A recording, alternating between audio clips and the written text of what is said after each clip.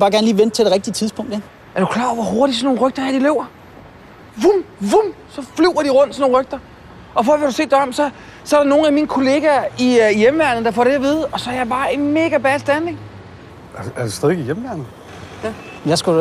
Hvornår har du sidst været til en øvelse i det hjemmeværn? Hvis vi rendte rundt til alle øvelser, hvis jeg rendte rundt til alle hjemmeværnsøvelser, ikke også? Så vil fjenden vide, hvor jeg var henne, og hvor stærk jeg var. Ikke? Jeg kommer kun til de mest nødvendige øvelser. Det gør jeg, okay?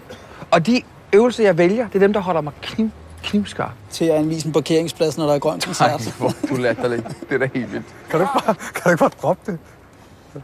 Ja, Drop hjemmeværnet. Altså, du hænger fast i den samme gamle plade, mand.